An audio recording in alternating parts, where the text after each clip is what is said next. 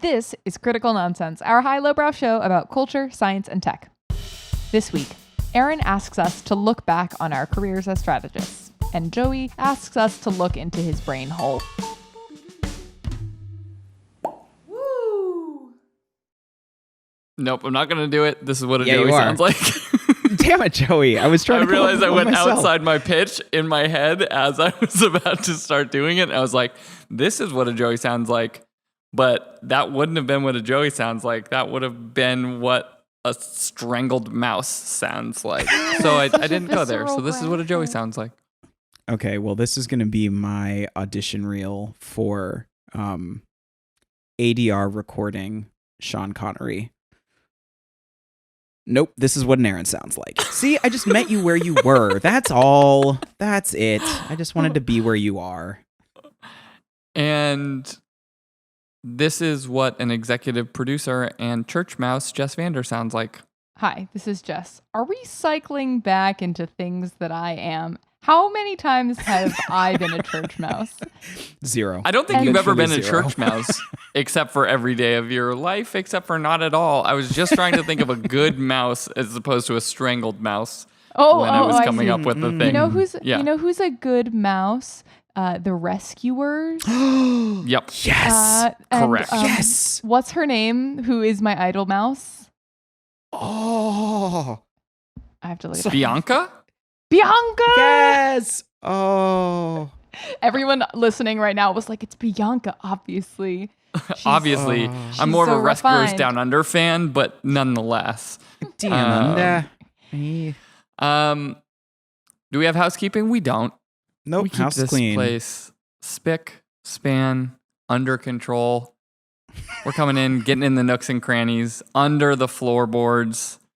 There's no poop from a puppy that gets tucked Gross. under the baseboard, Things like in started my house. So everything need to was be here. so It no. doesn't- I don't And when it know. You know gets what? too You know, humid, here- when it gets No, too Joey, humid, no. it just smells How like about, poop. how about a totally different Not visual? here.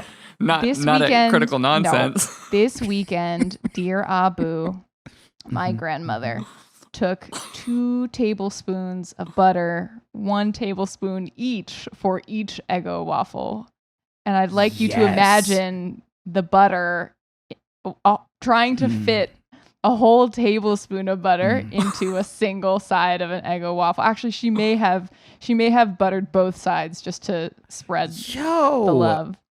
Abu, like, Yeah, whoa, Abu. really. She's like, 97. Like, 99. live your life. She's 99. 99? That's the kind of crevice filling that you should be Yes. picturing. yes, I would be Got it. doing, bourbon and waffles for breakfast when I'm 99. I'm pretty sure that's where I'm going to be at, and that's okay. Yeah. We got things, Now that we right? know our house is clean, Aaron, can you Aw. take me on a journey? Hold on. That was me buckling my seatbelt, opening a bottle of Mountain Dew, and realizing, darn, I should have not opened it before we got on the road. So I'm ready. Let's do it. Got it. Oh, wait, no, I need to take us on a journey. I'm unbuckling my Yeah, you're- seatbelt. I'm opening up the Mountain Dew. Okay. You're in the driver's seat. I I'm forgot. in the passenger seat. Okay, this is fair. I thought this was a British car. It's not on the right side of the car. So there's been a lot of talk in my house lately about honestly just literal housekeeping. So like we moved here about a year ago, which blows my mind that it's coming up on a year pretty soon. But in that like very small piece of time or stint of time, we have collected a bunch of crap. And so I think my mind has been in a very like going over old stuff, evaluating what it's worth, and trying to like take away what you can of it and throw the rest in the trash. And I'm like, I just did this when I moved from New York. So why am I doing it again? Because I'm a pack rat. But one of the ways that it's manifested has been in looking at some of my old work, and strategy, perhaps like many other professions, maybe, is weird because of how much you legitimately can grow in your ability to articulate a point of view, to get sharper and single-minded in what it is that you are trying to say and communicate, and also in the sort of magic with which you try to communicate it, like the color that helps people like believe it and be persuaded by it and moved by it. And as I looked at something that I made 10 years ago, it was quite the piece of work. It was dated, I think, January 2010. I looked at it and just like palpable mortification looking at it. I was just the cringe that just like screamed out of every pore while I was scrolling through this like very well-intentioned, very strategically loose point of view that was intended to, help move a company forward. And I just sort of fell down a rabbit hole of a little bit self-flagellation, a little bit trying to find the glory and beauty in what I had seen. And all of that sort of manifests in perhaps a simple question. How do you check in on your journey? So first of all, I've never looked back at anything with shame. I've never experienced that story. He's joking. No, the reality. Like, I've told Aaron this before, and we were mentioning before the show. Like, my relationship with this is within like 6 months of finishing a piece of work, it goes into like Dante's Inferno in my mind. Like, it was like the worst thing that's ever been done, and I 100% did it wrong, and it's terrible. And so then when I go back and look at something and if it's not actually terrible, then I'm like so surprised that it was like not the worst thing in the world, that it can be like nice. Occasionally you are going back and you're like, ooh, this wasn't great. This was not what I was thinking it was at the time. But that experience of going back and looking at things and seeing where you were coming from. I keep notebooks. I don't know if y'all keep notebooks. I keep, like Alen will finish a notebook and just throw it in the garbage. And some of that is his handwriting. Shade, he's not going to hear this, so I feel comfortable saying that.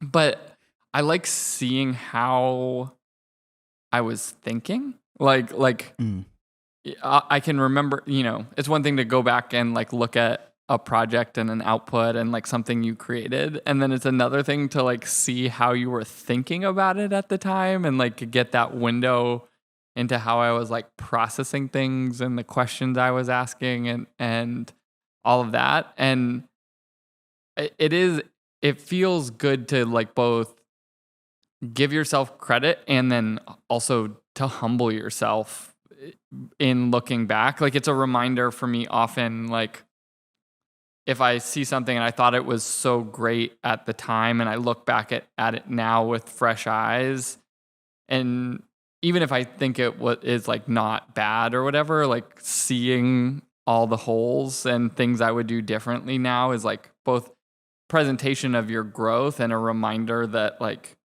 you have different new holes in the way that you're seeing things now, and to like remember not to get too high on your horse. That's so true. Aaron, were there certain things that were not glaring, but like the thing that was like that thing? Oh my goodness. Well, please, I'm going to invite you all into my Inferno, which is also Dante's Inferno. And I think it's just like sit next to everybody else's past work Infernos.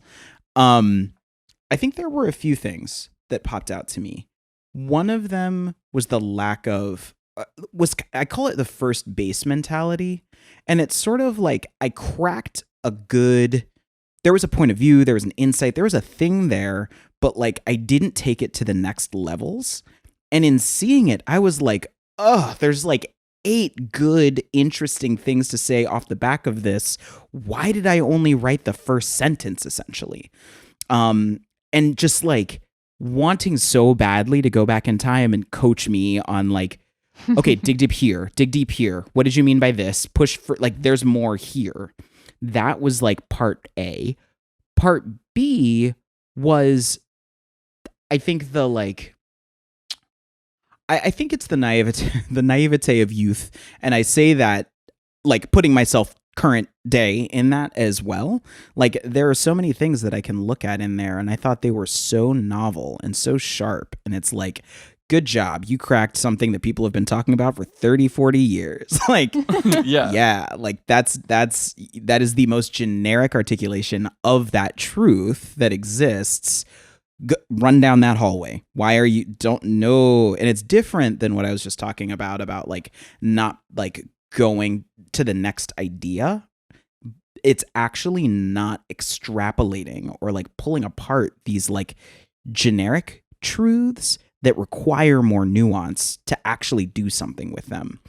And I think as a result of that, like those are the two things that I think most critical of in work that I see in general is have we unpacked the thing appropriately? Like, have we actually said the thing that we're trying to say, or have we stopped short by using a metaphor or something that's like right in front of the thing that obscures it?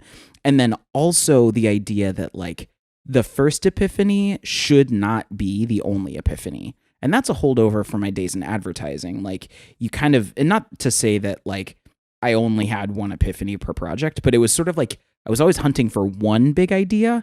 And once I felt I got it, it's like, okay, now you've got to do the work. Like now you've got to prove it out. And it's just a totally different mentality of crack the first big idea and move immediately to the next resulting idea, run up the ladder.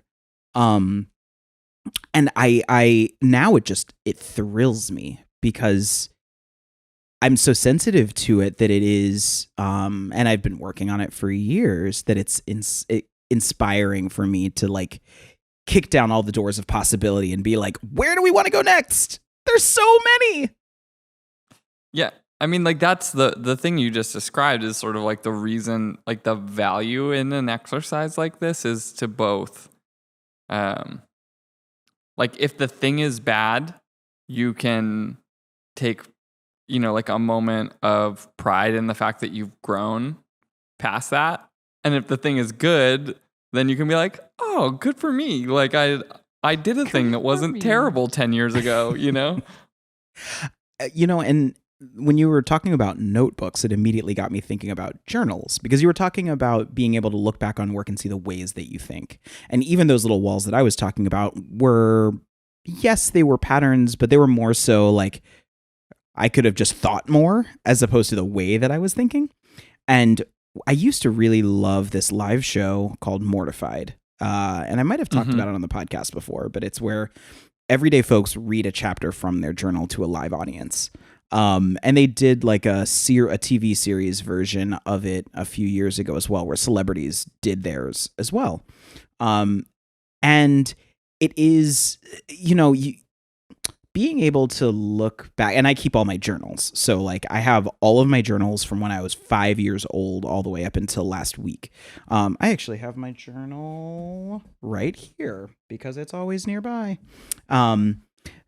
Nobody can see this but the people that are right here next to me. So thank you guys. Anyway, being able to look back and see, of course, the patterns of like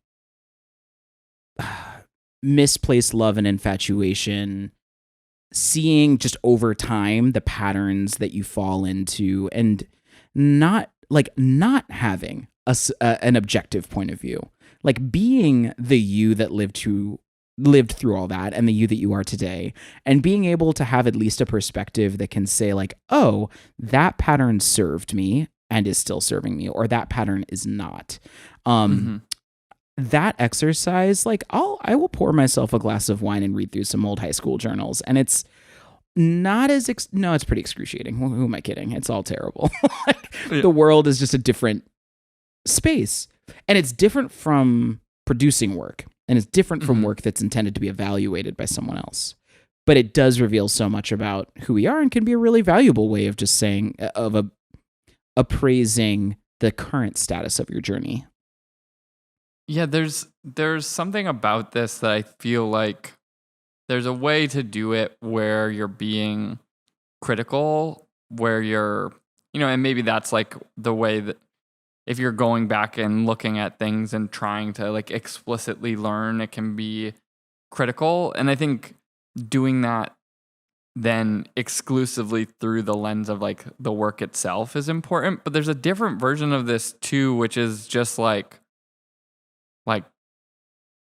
in the way that we were talking about, like wearing like our different faces or however I described it in that recent episode. There's something like interesting of like going back and visiting that person, and in some ways like the probably the journals or the notebooks are like more telling because you're seeing a little bit more of the pattern than in like the output of work, and like affording yourself some like forgiveness or whatever of it just being like, oh, I was that I'm not that person anymore. In some ways I am that person in other ways, but like particularly like in creative work or things like that, I feel like it's so easy to go back and revisit those things with like a hypercritical lens, and all of a sudden you just wind up feeling shitty.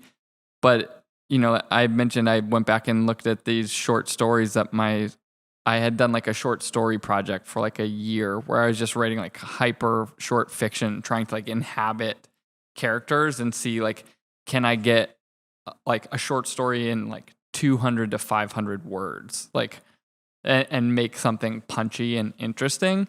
And I thought it was going to be terrible, but we moved bookshelf, and so the book was just out, and I looked at it and I was like, this isn't terrible. And like I did this with like a good heart, and I was just like trying to like write for fun and do something for myself and go through these things, and I was like, oh, like this isn't bad. And I was like a nice like young lad at that point who had bad ideas or whatever, like, it's almost a decade old now. I think it's like 8 or 9 years old. And so I was like, this is like, I was like a human being, like worthy of like a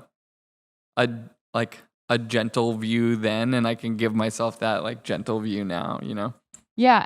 And it's that being able to also translate that from just how you're looking back at yourself, ideally, easier said than done, but also to be gentler on other people who are in that position right now, but will eventually maybe grow into where you are.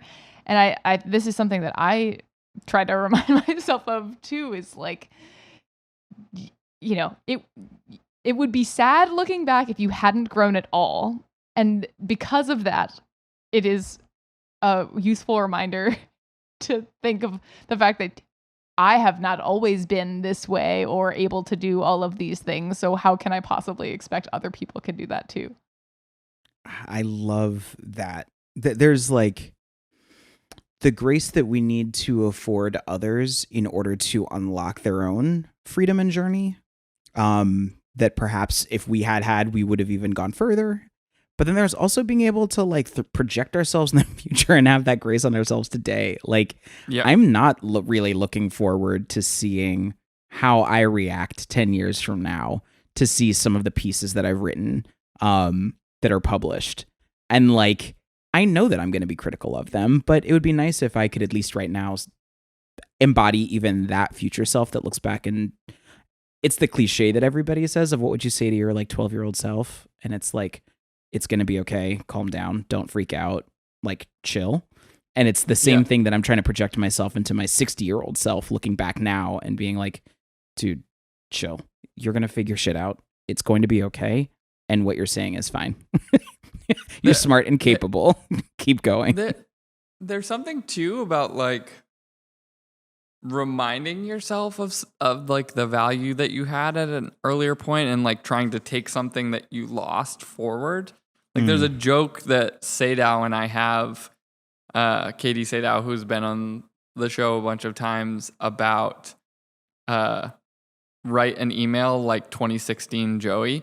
because like the email that I had sent her, like trying to like get her to come work with us was just like, hey, what's up? It's been a minute since we talked, but you know, we liked working with you. You liked working with us. Not sure what you're doing right now. If you're have a great job, that's dope. Cool. If not, let's talk. Something like that. Like it was very just like straightforward. Just like, if you have a great job and you're happy, I'm happy for you. If not, like you should work with us. Like, but it was like so blunt and bold and like straightforward. And we just always joke like, just write an email like 2016 Joey. Like that, it'll be great. Emails are my favorite because I can look back at when I started to allow myself to really be more of a human as opposed to a business automaton. And like, it's very, very obvious. Like, I hate how long of a memory Google has, or Gmail in particular, because I'll pull up some things and what's like my right notes to be forgotten of my own emails? Yes. There are like little things that I had forwarded something to myself, right? Like to my personal email address years ago that was like, oh, don't forget to like do this recipe, but also it's off the back of a project email. Why I was doing that occasionally, I don't know. But just seeing how scared I was, like seeing how I was using that formality in those emails because I didn't believe that anyone wanted me around. They wanted the role around, they wanted the function around, but they didn't want me. And when I hear you talk about that 2016 version of you, I think about my 2021 version of me, which is this like it's like synchronicity almost of it. It's like I feel very comfortable. I no longer am using those things out of fear. I still deploy structure and like the occasional formality because y'all have listened to me. I've got a weird vocabulary. It's just weird and I can't stop it. It's apparently I was like born both in the 80s and the 40s at the same time. It's just like what it is. 20s, but yeah, go on. Yeah, you see? Specifically, I like gangsters. Just, where's my Tammy gun? Anyway, I do think that being able to sort of look at that person, give them the grace, and then and just like try to hold on to that would make all of our collective work better in the creative space. Because I think Jess had a point, which is that like we can open more doors for other people the more that we allow ourselves to keep the door open for ourselves. Yeah, Jess, I don't think we can go into the wrap up corner without you telling us your version of what Aaron just said. Are there things that you look back on now and you're like, what was I doing? Or like, oh wait, like I kind of had it together. There's definitely both, but I think you'll know, to me, and like I know this for myself, and that's why I expect it's true for other people, is you know that you're not giving the generosity that should come with growth if when you look at your own work, you cringe and are like, I was such an idiot. Like that's, if you have that feeling, you're doing the same thing to other people, and it probably requires reevaluation. Yeah, well, it's like cringing is a closed feeling, right? Right, like in the way that we talk about emotion sometimes, like it is a closed emotion. Like you're literally curling like into yourself right now. Pulling your limbs in and protecting your extremities. Yes. It is not like an open thing. I mean, it is funny, like you were talking about, like, you know, Aaron and I have the benefit of getting to see a lot of your journey firsthand, you know, that like you were talking about like flexibility before this call and about like all of those different things. And like early Jess learned that lesson, right? Like learned that like role and how to do it. And I don't know. I've told you on multiple occasions and in front of your mom recently that like how wonderful it is that we get to see Jess on this journey of growth and becoming the Jess of today. Anyways, that's... Thanks, work dads! Yeah, well, let me give work dad Joey a quick shout out too, because Yeah, you deserve a lot of props for this. I remember Joey and I sitting at a bar. I think it was Randolph at Broome, and it had to have been 3 years ago, something like that. It was around January. I remember. I remember the time of year very well, and it was, I think, the moment where you helped me realize that, like, that formality armor and all the psychological things that are laced within that weren't serving me the way that I thought they were. And it was the first time that I felt comfortable to be like, okay, let me just take this one panel down and then see what happens. And then, okay, I didn't like melt into the floor. Let me take down this other panel. And I really do thank you for that. I think that it's you as a person, like that's kind of your natural state to be able to like lovingly and empathetically call that out in someone in such like just so that they can look at it and like if you name it and tame it, like there's a thing here. And I appreciate that. You've helped me grow. So there you go. There's your juicy. You might for the call day. it, Joey, you are skilled in prying open the crevices. Yes. What's that smell? It's butter. I like it's to a think waffle. of it as it's butter and a waffle. I'm so embarrassing that people are like, it's not going to be that bad if Can't I be as let bad this as wall that. down. Like, we see that. Like, I won't go that far, so it'll be fine. Like, safety by association. Does that, and it may, take us to Jess's Tortilla Roundup? Just tortilla, but also killing Yep. any kind of bugs in plants. Together. It's a pesticide sandwich. Disgusting. Also, is a tortilla does that create a sandwich? A quesadilla? Well, anyway. In my mind, it's a sandwich. It's open on two ends and closed in the middle. Yeah. I don't feel for this wrap-up corner we need to revisit this conversation, but I would say that maybe we should all take a look back at something from earlier on in our journey. Just take a look and send us a note if you find something really funny that we should see. Yeah. Yes. Sorry if you cringe. Don't cringe. Open up.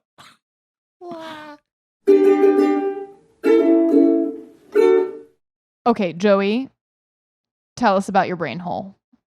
This is my brain hole. I don't think it's a topic because I don't think you guys are interested in like day to day this subject, but I'll have the last word around that. Well, I'm I'll sorry. tell I needed you. a voice. It's just yes. Okay. I'll tell Thank you about the AIs. There's a couple things I've encountered recently around AI that has like got my head spinning a little bit. Like I'm always kind of interested in like artificial intelligence stuff. Well, like it definitely feels like real life sci-fi kind of crossover, and so it's definitely like not in the expertise of neural networks or things like that, but I just sort of like thinking about the questions, like the sort of philosophical questions that surround AI. And within like really short order, I came across like a really funny tweet. We can share it of like an obituary that was written by an AI that is just like awful and really funny and includes sentences like, Brenda Tent retired from living at the age of old, surrounded by family and natural causes. Like, you know, like it just like so. Generally the right word. She owed us so many poems. Like, like all of the language is like language that belongs in an obituary, and none of it is appropriate. The funeral will be held in 1977 at Heaven. In lieu of flowers, send Brenda more life. She would like so that. Poor Brenda. Yeah. But I came across this. Yeah. Oh. And then I was listening to a podcast. I guess someone at the San Francisco Examiner wrote an article recently about this thing called Project December of this particular guy who had lost his fiance like 8 or 9 years ago. And I guess in his own self-proclamations is sort of a loner and like has some social anxiety and, you know, never really got over it. It was like they were like a perfect pair and he was so happy and just never totally got over it. And this Project December thing came out where they will allow you to put in, I think, I'm not positive, but I think it's based off like the GPT-3, like OpenAI natural language processing algorithm thing that came out. And the idea is like you can feed in a bunch of code or a bunch of language rather into this thing, and give a background story of like what this exchange is about, like who is the AI being, and then it will feed back. But the whole idea, I think, with this project is like it has a limited lifespan. You can only talk to it for so long, like so many times speaking to it before it sort of expires. And I think it is around like coming to terms and using it as a means of sort of coping with the loss of a person. But apparently in this exchange, you know, he captured old text messages that he had and fed it in of things that he felt like were the most like his fiance. And he said it was like super eerie how much the exchange felt like things she would say or you know, that interact and like ultimately helped him sort of grieve a little bit. But the question that I kept coming back to was like, you have these like designed AIs right now that are in this like very deep in the uncanny valley where they're writing these like shitty obituaries and stuff like that, where we're overly trying to design them and to make them do more and more complex things. But that this other algorithm where you're just feeding it in a little bit of the way someone thinks is able to be a representation of someone.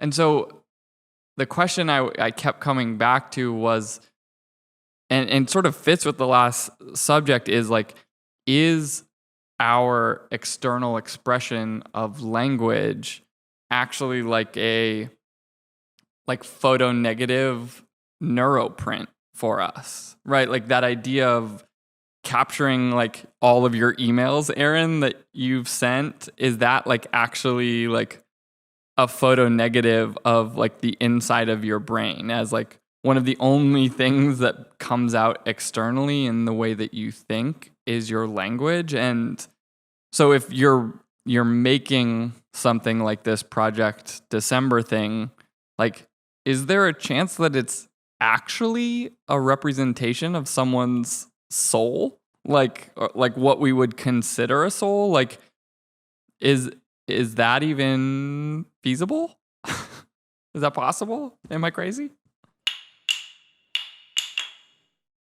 I have so many thoughts, but they all just come back to that last scene in Casper where Devon Sawa like is Devon Sawa and is no longer a CGI ghost.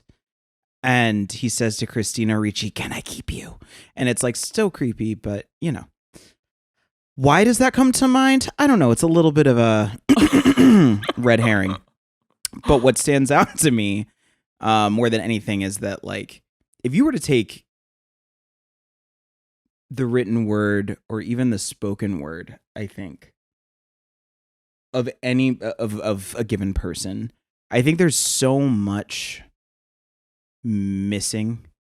I think of tone, I think of context, like I think of interaction and like visual, like a facial body language, that's the word. And all of those things get stripped out to make this thing. I think that the short version for me is that it can't be my complete soul because you don't have the everything else. And so much of that other stuff would be necessary to sort of like, I think, pull out the real essence of me. And it's, you know, the idealized self versus the actual self. Like, is the me that I think about, is that voice in my head that is narrating and that I'm talking to all day me? Or is it somewhere between that voice and what comes out of my mouth, which no one, including myself, has access to? Mm-hmm. And to me, there's no system that can actually grab that and pull that out yet, because we would never be able to say whether it's right or wrong. Yeah, I guess there's something about it that I found like a lot of solace in, that like we are a pattern, like the way that you think is a pattern, and even if you're the way that you write doesn't capture everything about you, everyone has fingerprints in how they write. Like we know that, like you have fingerprint words, the semantics you use, the choices you make and types of language, length of sentence, like all of those things become sort of a unique thing. And if our means of thinking is a pattern, if you can give enough data to one of these AIs, like the pattern can be input and can respond to questions that you never answered because you were never asked, but still like think with the same pattern. There was something really compelling to me about the idea that like ultimately the thing that seems to be doing the best version of like a representation is like a really good pattern recognition system, as opposed to like trying to like actually build a brain, and that we're just a pattern. Well, that's the thing that trips me up, because like I'm not going to do a very good job of explaining this, but like if the system can spit or can see the pattern is like, let's just make it numerical. It's like 2, 2, 2. That's basically the output. But the input, what I was thinking was like 6 minus 4, or like 4 times 0.2. And or was it? But like was like, well, that and part that I'm like, that is, and that's where I tend to believe that the formula is more important than the solution. And if the systems can only match pattern by solution, and there's no way that they can have access to the formulas that led to it, then it will always be something that's like a fuzzy mirrored version. If I may give an example, a conversation with only the input of the other converser would be one thing, except for the external input of I'm hungry, and so I sound angry for no reason. But like, yes, there's a reason, but the pattern is so complex that it can't be detected with the inputs that are available, which isn't to say I think what I'm hearing you say, Joey, is like interesting. Could you get enough that the fidelity is like pretty close? Is to me like that's kind of like what a museum is meant to do, like a museum, like the Van Gogh Museum, which is trying to evoke like a feeling, like, oh, this feels like his work, and like this, like I can feel closer, and like I feel the sense of the things that he was maybe thinking or feeling or whatever. I can see the emotion on the page, but like it's not going to be the whole thing, but it can evoke something in you because it gets closer than may be comfortable. And is faster than most people. Like I always get thrown when Jess, you can like pull out an Aaronism. Like it's like, this is literally a thing you said. And I'm like, did I really say that? Is that how I communicate? And like the answer is yeah. And if that's just like one accurate snapshot of that, then imagining an algorithm that can speak Aaron, terrifying. Horrific. Like it's Attack of the Killer Tomatoes scary. But I also do wonder if, kind of to the first conversation we had, like, can it not only recognize the pattern, but can it also recognize, and it, everything is possible, can it actually see how that pattern changes over time? So like what other things are going to change, how, like what outside stimuli are going to change over time, which patterns emerge in what way within how we communicate. Yeah, I think, I guess wrapping it is the part of this that was just interesting is that we've taken over the past, I don't know, number of years, at least sort of in like neuroscience, at least when I was studying it, and it's been a while. Obviously, the field has come a long way since I was in school studying it, but it always felt like it was such a structural orientation to neuroscience. And I know that things have changed a lot and people are thinking about things differently, but like removing that like structural black box aspect of it, of like what is actually physically in your brain, and that the thing you actually are is the pattern, even if the structure is enabling the pattern. That part of it was just like weirdly soothing. I just had this like very like soothing experience of like, you're a pattern. Like, I'm not my body. I'm not my anything. Like, my experience of who I am and what everything else is a pattern. And that felt good for some reason. And the Matrix Resurrections comes out on Christmas Day. I just think that's the plug, right? Yes. I think that's yes. it. Yeah. Jess, is there anything to wrap up in this corner? No. I've got one. This is the wrap up corner today. Nope, not doing that. Not doing weird 90s raps. Nope. Just wanted to, try it. Didn't work. Thanks. We're all beautiful mandalas. That's the wrap up corner. Mm-hmm. Agreed. Well, this got weird, and goodbye. Thanks for sharing your brain hole.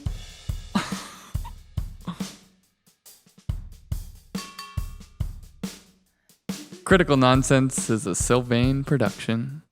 Brought to you by your past self. As always, we'd like to thank executive producer Jess Vander, and Aaron. We'd like to thank both of them. And you, Joey. We'd like to thank all of those things. We'd also like to thank sound engineer and what did you say? Photo negative neuroprinter, Alex Contel. We'd like to thank programming coordinator and Fibonacci Sequence, Les Jacobs. We'd also like to thank the graceful, the generous production crew, Sarah Gilbert and Nora Mestridge. Thank you. And as always, thanks, Ellen. Thanks, Ellen. Special thanks. The Fibonacci Sequence. Yeah. Apparently. Yeah. Is out here sequencing shit. How many shapes digits can you recite out loud? 1, 2, 3, 5, I think. I mean, I know the math, so I could keep going, right? Like 1, 2, 3, 5, 8, 13, 21. I thought it's there just was like multiple ones. The pattern in the Fibonacci, it's just like 1 and then 2 and then 2 plus 1 is 3 and then 3 plus 2 is 5 and then 5 plus 3 is 8 and then 8 plus 5 is 13 and then 13 plus 8 is math. It's smart. Yeah. Cool. Yeah, the golden ratio. You just add the last one. Yeah. So thanks, Fibonacci. But it starts at 0 and then 1 and then 1. Thanks, Fibonacci. God. Forgot 0. How could I? How could we? It's not the loneliest number because there's no one there to feel lonely. 1 is the loneliest number. I'd like to thank past Aaron for sharing with future Aaron and with us all the things he did not know he would share. I think that broke my brain. Wait. I think that broke my photonegative neuroprint. What? Even despite the depths of all of Joey's brain hole subsegment. Yeah, I'd like to thank Today Explained, the podcast, for doing that segment on Project December, because I don't know I would have found out about it otherwise, and it was like a really like nice, sweet, somber episode. We'll put it in the show notes, but I enjoyed it. Wow. Speaking of sweet and somber, I would like to thank the television masterpiece Ted Lasso for being both sweet and somber, but mostly sweet. I need to watch it. You have to watch it, Joey. You haven't seen it. I've had a lot of recos, but it's, I think, getting my wife over the hump to like want to watch it because it's not in her sweet. I know she'll like it. She'll like but it. It's she'll like, like it. It will take. It's like you gotta like convince her in a moment to go there, and it's just hard. Yeah, I'd like to thank my wife Just because, you know, it feels like you're supposed to do that, so I'm just gonna No, do you that. cannot copy out. She's not gonna hear this. I'm just thanking her because I'm doing what you're supposed to do. The past because Joey you feel has thankful. informed Oh my- future Joey that you should just thank your wife. Just the worst. All right, love you. Okay, bye Joey.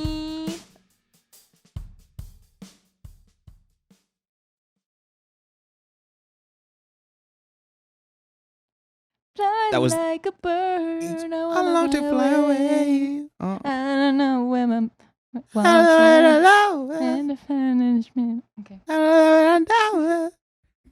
By the way, you singing that song and your love of Kimbra, like I see an early Nelly Furtado and Kimbra as being from the same musical like inspiration, and Nelly fell off hard. It's Yeah. so sad. All of It her music is. after, it's just all terrible. It's it's all terrible. Yeah. It's all terrible.